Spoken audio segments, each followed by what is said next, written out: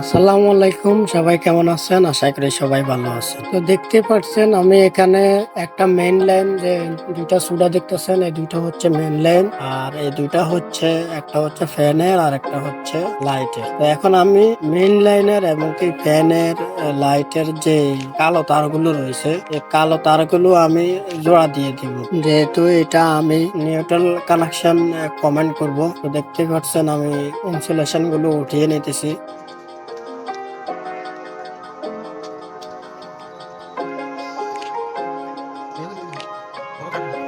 তো দেখতে পাচ্ছেন আমি তিনটা তারের নিউট্রাল তারগুলো আমি কমেন্ট করে নিতেছি। তো এখানে একটা হচ্ছে লাইটের, একটা হচ্ছে ফ্যানের, একটা মেইন যে ফেজ নিউট্রাল আসছে সেটা। তো আপনারা এই ভিডিওটি দেখে আপনারা এইভাবে কাজটি করবেন। প্রত্যেকটা ফ্যান লাইটের তার দুইটা, ফ্যানের দুইটা, মেইন তার দুইটা।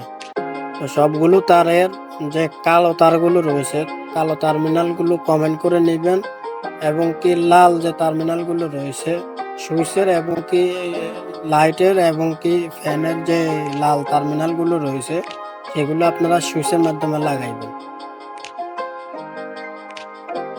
আর যে মেন তারের যে ফেজটা থাকে সেই ফেজটা সুইচের অপর প্রান্তে লাগাবেন। এইভাবে সুইচ বোর্ড কানেকশন করা হয়। তো দেখতে পাচ্ছেন আমি নিউট্রাল তার কমেন্ট করে ফেজ যে তারটা রয়েছে সেটা আমি সুইচের মধ্যে লাগিয়ে দিয়েছি।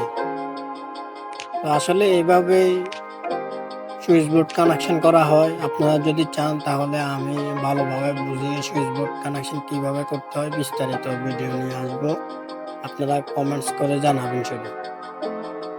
তো দেখতে পাচ্ছেন আমি যেটা জোড়া দিতেছি এটা হচ্ছে রেগুলেটরের তার। তো যেহেতু সুইচ থেকে রেগুলেটরে গেছে, রেগুলেটর থেকে সরাসরি ফ্যানে যাবে। তো আমি ফ্যান থেকে যে তারটা আসছে সেটা রেগুলেটরের সঙ্গে